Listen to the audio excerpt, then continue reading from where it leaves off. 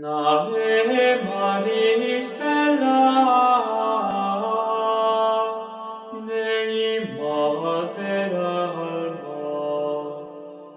Bem-vindos a mais um episódio da nossa série Âncora da Esperança. Você perguntou e o nosso padre respondeu com sabedoria e ternura. No episódio de hoje, nós vamos trazer a reprise das perguntas que vocês trouxeram aqui no chat, nos vídeos passados. Então, acompanhem aí. Temos aqui perguntas, tem duas iniciais que se relacionam.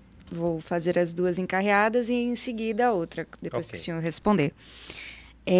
Padre, qual o erro de Miriam na Bíblia? Existe algum erro que ela tenha cometido? Eu acho que a pessoa imagina que Maria deve fazer uma relação com o capítulo passado que a gente falou sobre a redenção de Eva, não, né? Nem todas as relações, Miriam não é uma antítese de Maria, como é Eva, né?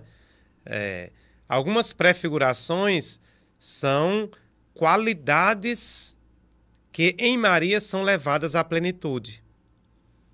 Miriam foi aquela que auxiliou na libertação do povo hebreu depois dos 400 anos de escravidão no Egito. Maria foi a auxiliadora do Salvador, daquele que salvou a humanidade da morte perpetuada na história desde Adão. Então, Maria leva à plenitude aquela ação de Miriam, a mulher de quem Maria herdou o nome. Então, não é porque Maria é a antítese de Miriam, não. Na verdade, Maria leva à plenitude aquela missão que a irmã de Arão e Moisés recebeu. Padre, e aqui a outra pergunta que se relaciona ainda ao nome, né? Qual o significado do nome Miriam e o significado espiritual? Falando sobre o significado espiritual, eu acho que tem relação com o de Maria, no caso, né? Isso. Na verdade, o nome mais apropriado, o significado mais apropriado é aquele que é decorrente, não é? Que é decorrente da língua dos cananeus, não é? Da língua dos cananeus, que significa, portanto, excelsa, elevada, augusta, não é? Então, o significado mesmo do nome Miriam é aquela de excelsa. O significado espiritual para isso seria aquela em quem Deus foi tornado excelso, ou na pessoa de quem Deus manifestou a sua grandeza, Deus manifestou o seu poder, aquela que foi elevada por Deus. Seria esse o significado espiritual. Muito bem, aqui Rosa Lacerda elogia, dizendo que é um belo pronunciamento, muita sabedoria, uma verdadeira aula. Vamos agora para a próxima pergunta. Padre, então podemos dizer que esses títulos eles não se referem a 7 mulheres diferentes, mas sim a diferentes formas de reconhecer e honrar a mesma Maria, Mãe de Deus? Sim, na verdade o nome Nossa Senhora, o nome Maria é aplicado a tem 7 mulheres que é feito referência no Novo Testamento, é um número significativo, o número 7 significa propriamente plenitude, né? Como só para recordar, os números na Bíblia têm um significado, o número 3 para Deus, o número 4 para toda a obra da criação. Então, quando a gente soma 3 mais 4, então nós temos 7, que é a plenitude. Se nós juntamos Deus com tudo que foi criado, não falta mais nada. Então é a plenitude, a totalidade. Maria, portanto, a mãe de Jesus, leva à plenitude aquela condição, ou a elevação de Deus, ou a glorificação a Deus. Minha alma engrandece o Senhor. Minha alma eleva o Senhor. Então, é mais nesse sentido, não é? Os nomes daquelas mulheres, das Marias de quem eu fiz referência, elas herdaram o nome de Miriam, aquela irmã de Moisés e Arão. E o fato de serem citadas no Novo Testamento faz-nos fazer uma leitura espiritual, compreendendo estes 7 nomes como uma forma de manifestar a plenitude da excelência de Deus na vida de Maria de Nazaré, né? Aquela que soube acolher a vontade de Deus em sua vida e não só tornou-se ela mesma o lugar onde Deus habita e onde Deus realiza a sua vontade. Jaciele aqui comenta que é uma explicação perfeita, perfeita essa explicação do significado dos números. E vamos agora à pergunta de Alana, e tem outra também de Dona Rosimeire.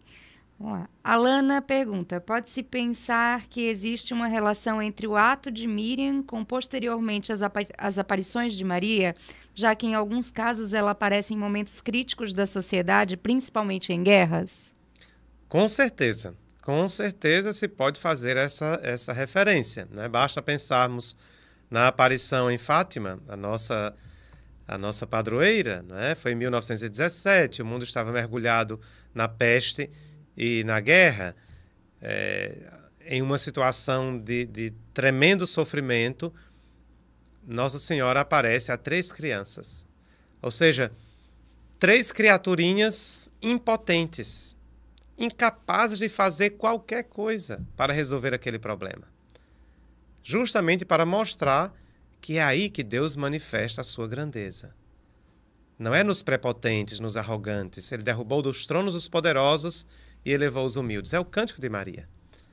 Então é claro que, assim como Miriam foi uma menina, foi instrumento de Deus para realizar obra tão grandiosa quanto foi a libertação do povo egípcio, do povo hebreu do Egito, o mesmo ocorre na história da salvação. Pensemos a Guadalupe, não é? Juan Diego era um jovem índio, que não tinha poder algum para libertar o seu povo.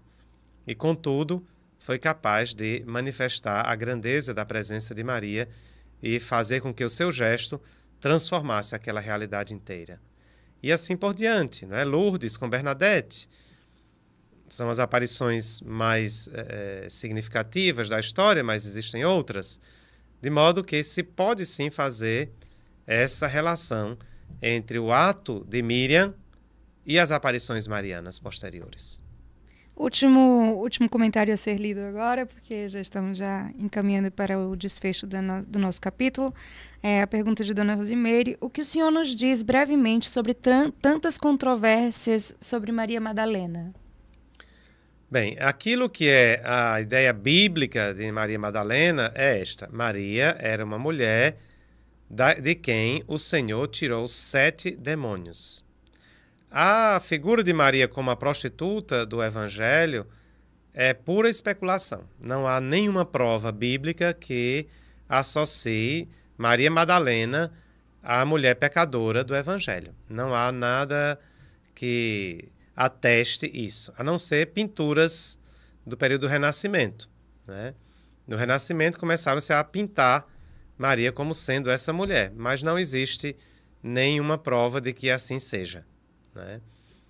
O que não tiraria de modo algum a grandeza de Maria Madalena como amiga do Senhor e como alguém que seguiu Jesus a todo tempo e a todo custo, né?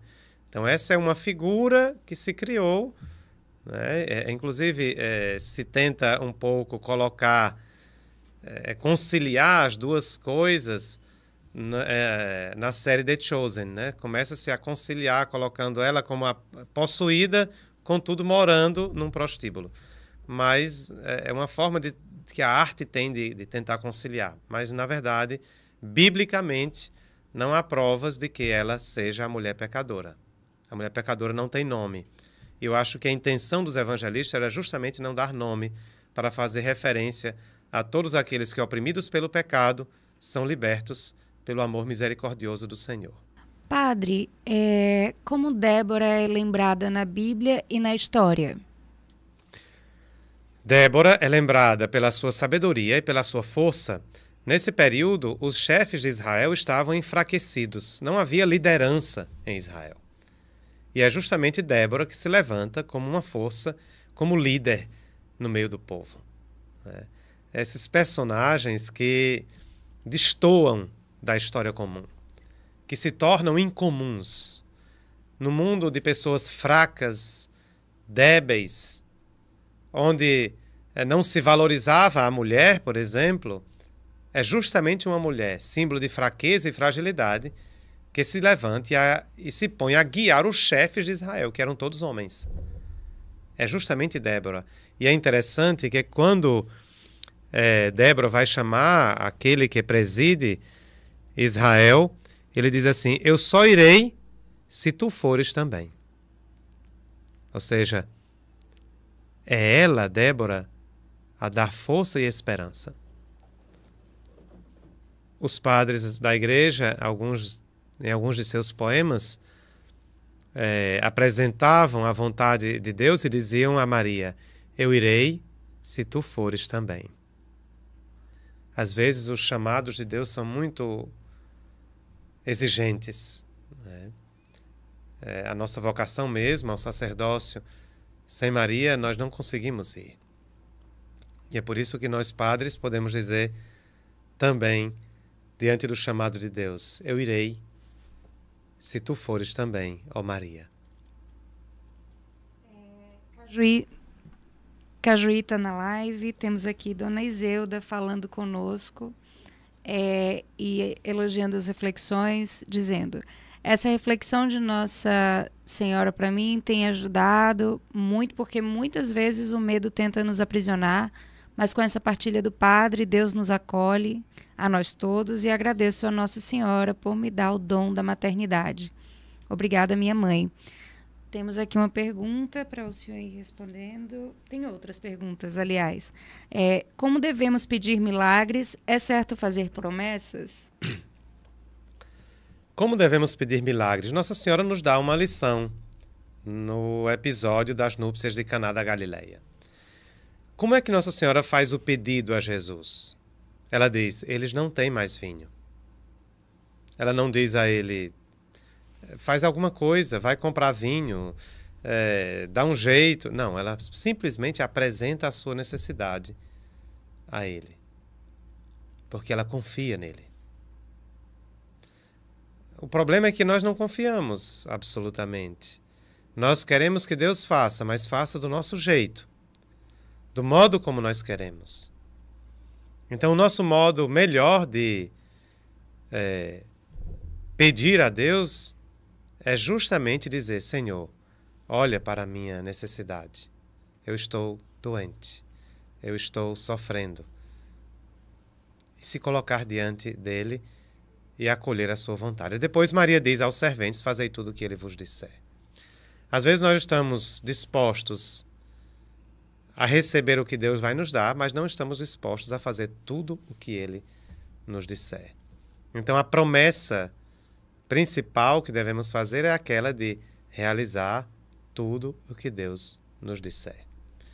Fazer as nossas outras promessas de mudança de vida, de conversão, de vida de oração são muito importantes e ajudam-nos no nosso caminho de santidade. Mas serão inférteis se não transformam a nossa vida com a luz do Evangelho. Outra pergunta é: como podemos identificar... Essa pergunta é de Aparecida. Como podemos identificar as Déboras na contemporaneidade? Personalidades que se pareçam, né, com a Débora, com esse perfil. Bem, existem muitas Déboras. Pensem nas mães que trabalham, saem de casa cedinho, vão ao trabalho para criar os seus filhos. Pensem nas mulheres que têm que lutar todos os dias pelos seus direitos. Pensem naquelas mulheres pobres que cuidam com toda a força de sua família, lutam para dar dignidade aos seus filhos, para mantê-los na escola, para ajudá-los a serem homens e mulheres que tenham dignidade, que sejam de respeito e sejam honestos e bons. São Déboras de ontem e de hoje. Se nós dermos uma volta por aí, encontraremos tantas delas. As mulheres que fogem da guerra carregando seus filhos, que se jogam na frente das bombas para que os seus filhos não morram. As mulheres que passam fome para que seus filhos sejam alimentados. As mulheres que brigam noite e dia, no silêncio, no anonimato, para fazer com que seus filhos tenham um mundo melhor. São Déboras de hoje. E são imagens e figuras de Maria nos dias de hoje. Temos aqui a pergunta que diz: por que mesmo depois de Jesus tem tantos conflitos em Israel? Como Maria é vista lá? Bem, os conflitos, eles são provenientes também, sobretudo, da dureza do nosso coração. O próprio Jesus advertiu, né? Vós tendes um coração endurecido, né? Uma dura cerviz. É daí que vêm as guerras. Vem do nosso coração endurecido, da nossa soberba, da nossa arrogância, né? As guerras partem de homens poderosos para matar homens simples. A gente terá sempre guerras enquanto a soberba reinar em muitos corações. Então, infelizmente, ainda hoje existe uma complexidade de circunstâncias que produzem os conflitos em Israel, e nós não vamos tratá-los aqui. Mas, sobretudo, se quisermos saber a origem de todo o conflito, de toda a guerra, de toda maldade, é a soberba que habita o coração humano. Maria, em Israel, é vista, sobretudo pelos católicos e também ortodoxos, e mesmo pelos muçulmanos, é vista com muita piedade e amor e afeto, assim como nós. Então, ela também é venerada naquelas terras de Israel. Porém, é preciso imitar o seu exemplo. Não basta ir à igreja e venerar a imagem de Maria e depois voltar fazendo mal. É preciso deixar-se transformar por ela. Bom, já estamos chegando perto do final. A colocação aqui de Alana, dizendo que mais um dia encantador de conhecimento e grande amor a Nossa Senhora, que o Senhor nos explica de forma única, Padre Edson. Vamos para a última pergunta, porque já são 12h30.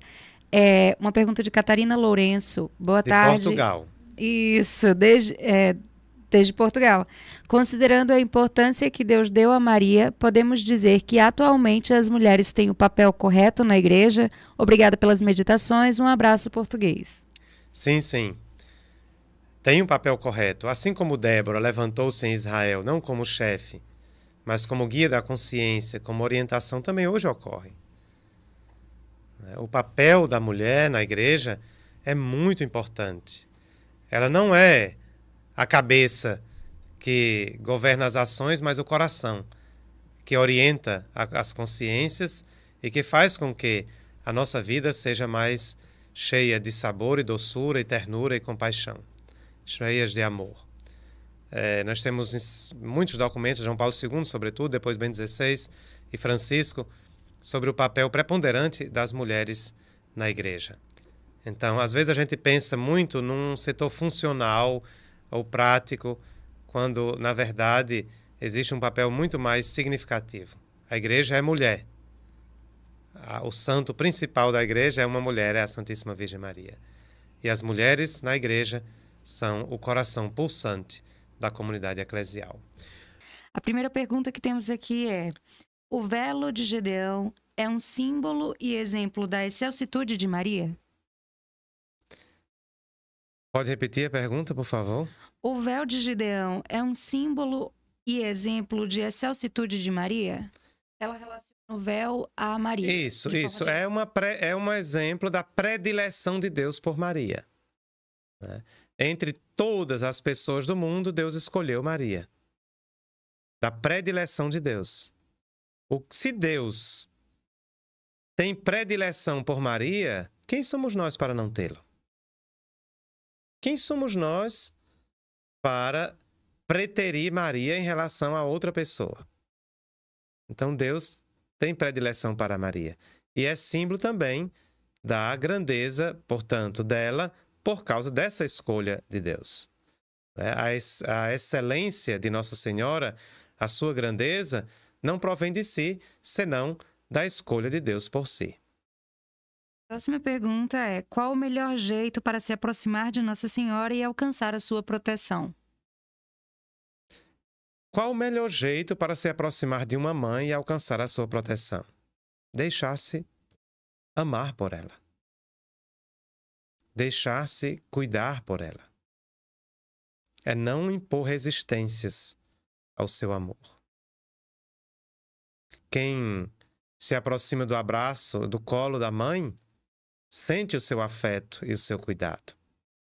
Assim ocorre com Maria. Quais as formas de nos aproximarmos do seu coração? Meditando a sua vida, rezando, imitando o seu exemplo no seguimento de Jesus. Procurando dia a dia encontrar nela o aconchego, a graça, o afeto e a ternura de Deus que por ela nos é transmitida. A outra pergunta é: como saber a medida de devoção para evitar o fanatismo a Nossa Senhora e suas imagens? Muito bem. É muito claro, a gente sabe por consciência quando a gente está substituindo Deus por Maria. Lembra que a gente falava, Maria não é o Deus do templo, mas é o templo de Deus.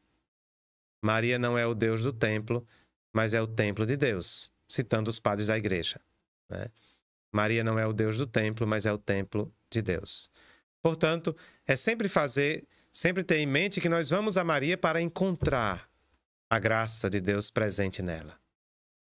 Nós vamos ao velo não pelo velo. Gideão não ia só procurar o velo que estava lá. Ele ia saber se estava orvalhado, se estava encharcado com orvalho, como ele pediu a Deus. Assim, Maria, a gente vai até ela para encontrar a graça com a qual Deus a encharcou, a plenificou. Existe alguma relíquia do vélo de Gideão? Como já estamos nos aproximando do final, vou fazer as duas perguntas para que o senhor saiba e já responda as duas.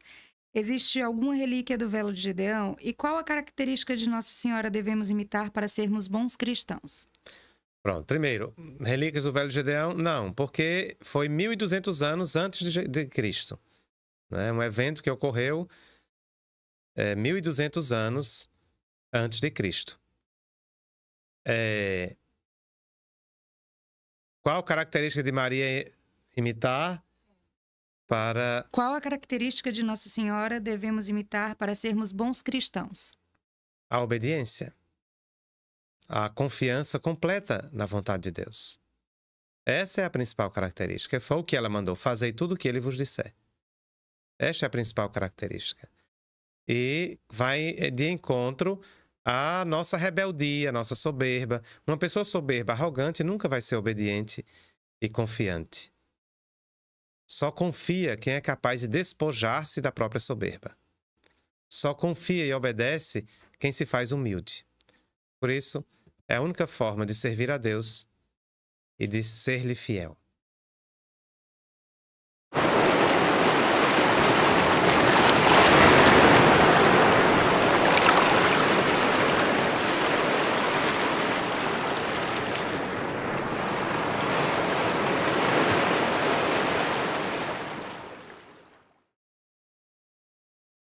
Ave Maria.